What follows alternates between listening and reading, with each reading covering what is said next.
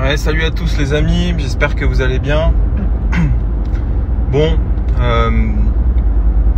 je voudrais rebondir. Hier, je suis allé sur TikTok, c'est mon passage mensuel sur TikTok, et je suis tombé sur plein de vidéos, des gens qui reprennent des extraits des vidéos de la chaîne de Alan. D'ailleurs, je vais vous remettre le lien de la dernière vidéo où il parle donc de la réparation et du chantier du GT4 RS, qui est assez passionnant, je vous avoue. Alors Alan, il est passionnant pour moi hein, finalement, mais non, je déconne. Non, ce qui est passionnant, c'est vraiment le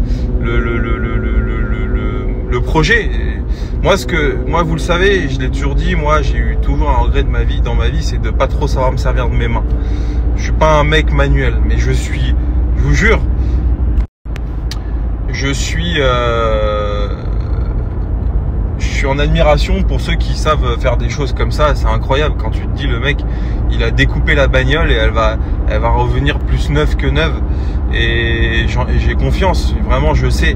Et moi, ce qui m'énerve, je vous jure encore une fois, c'est le vrai problème des réseaux sociaux. Il y a des super aspects des réseaux sociaux, attention, mais il y a un vrai sujet, et ça, c'est quand même propre à TikTok. C'est les gens qui parlent alors qu'ils savent pas, qui disent ouais, mais non, la voiture, c'est une épave, machin. C'est insupportable. C'est insupportable d'entendre des choses comme ça, parce qu'en plus, tu sais, t'as l'impression que ces gens-là ont une parole d'or, tu sais, une parole une parole qui est une parole vraie, tu vois, alors que la vérité, c'est que ces gens-là ne savent pas. Souvent, ils ont pas un radis, frérot, ils ont pas un flèche, comme dirait Alan. Et tu sais, je crois aux gens. Moi, tu sais, maintenant, j'ai arrêté de donner de la légitimité aux gens qui n'ont pas délivré. C'est-à-dire, je vais vous expliquer mon cheminement de pensée. Les gens qui sans arrêt donnent leur avis, qui ont une parole de sachant, alors que les gens n'ont rien prouvé finalement, tu vois. Bah moi, ça, c'est terminé. Je donne plus aucun crédit à ces gens-là. Et je pense qu'il y a 99,9% de gens qui n'ont rien délivré dans leur vie, qui ont une vie misérable, qui sont même malheureux dans leur vie, et qui vont donner des leçons aux gens qui créent, qui prennent des risques, qui ont délivré, tu vois, sans me vanter, hein. J'ai 30 ans, je pense avoir délivré beaucoup plus que la plupart des gens. Et là, on parle pas d'expérience, de trucs, de machin, on parle de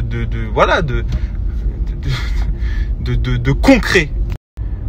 Et c'est pas de l'arrogance de dire ça, c'est un fait. Je veux dire, ça fait 7 ans que je suis sur les réseaux sociaux, la plupart me suivent depuis 7 ans, et ils voient que c'est pas du mytho, tu vois, ils voient.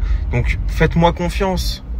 Si je fais un projet comme ça, c'est que déjà on sait ce qu'on fait, Alan sait ce qu'il fait, et économiquement parlant, j'ai prouvé quand même un petit peu aux gens que je savais un peu ce que je faisais dans ma vie, tu vois, ça va. Je pense que je m'en sors pas trop mal.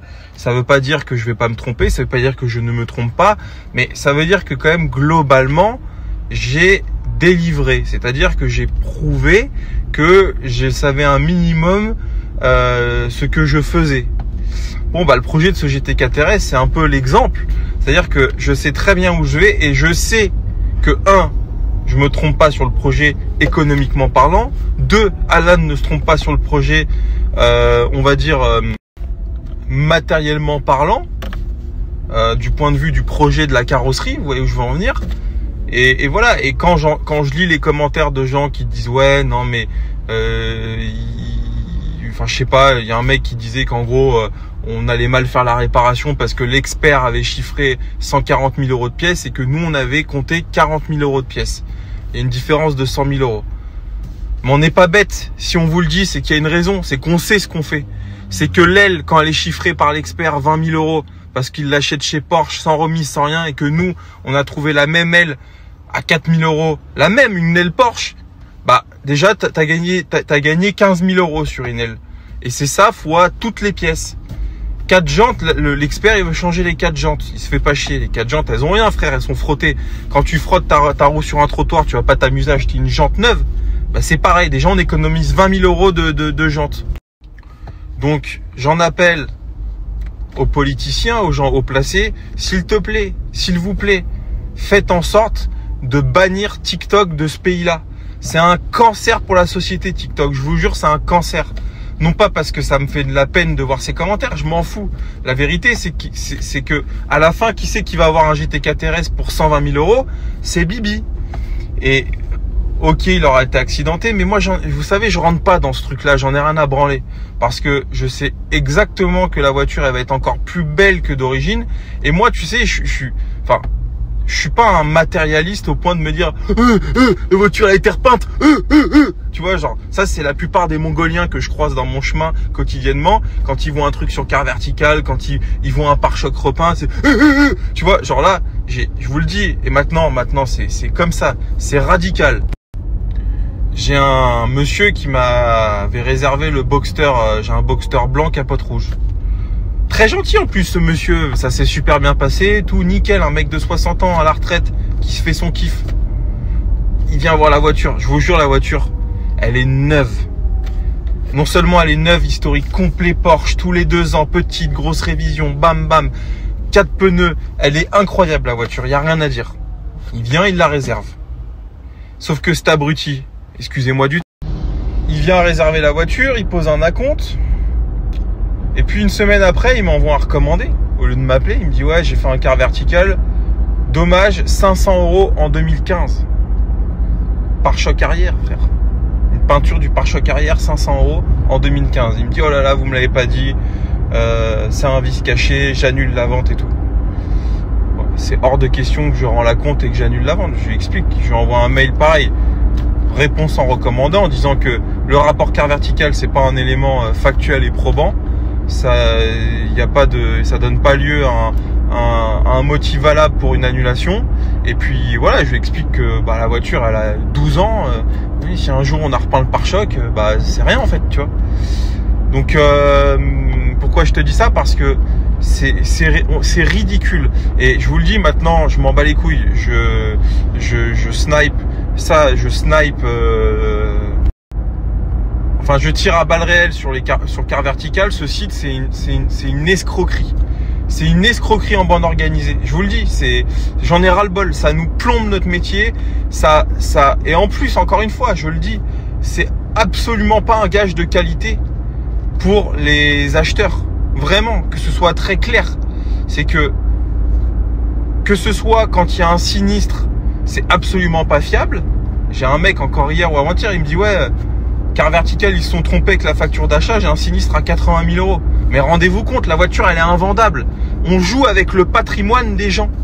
On joue avec les finances des gens. Le mec qui met 80 000 € pour acheter une bagnole, Car Vertical se trompe, donc ça y est, le mec, il est baisé, il vendra plus jamais sa voiture. C'est une escroquerie en bande organisée. C'est très grave, c'est dangereux ce qui se passe avec Car Vertical. Et à contrario, comme tout le monde fait de la pub pour Car Vertical, parce que Car Vertical, moi je devais faire une vidéo à YouTube à ce sujet-là, ils payent tellement bien les influenceurs, je le sais parce que il y a 5 ou 6 ans j'ai fait de la pub pour Car Vertical, sauf que comme moi je suis pas un vendu et que moi je suis pas prêt à tout faire pour de l'argent, excusez-moi du terme, en plus moi je suis marchand, donc je connais les rouages du système, je vends des voitures tous les jours. Mais Car Vertical, ils peuvent payer 1000-1500 balles pour une story, rendez-vous compte.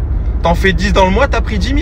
C'est tellement rentable pour eux, ils vendent un rapport 20 €, c'est de la marge. Hein. Il y a la tech, la technologie, ça y est, elle est rentabilisée pour eux, tu vois ce que je veux dire?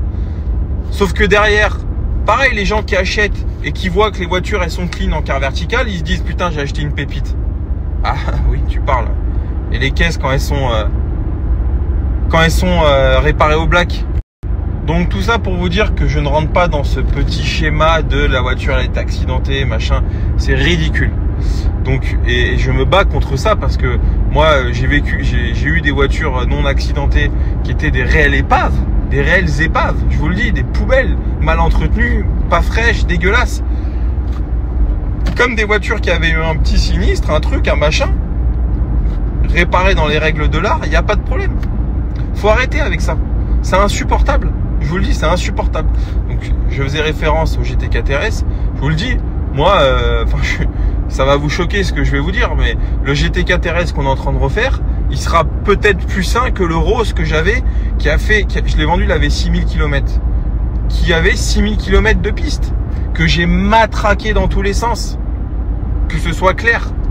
Donc, au bout d'un moment, enfin, je dis ça, mais même pas, parce qu'une voiture qui a fait de la piste, ça veut pas dire que, voilà, c'est fait pour ça.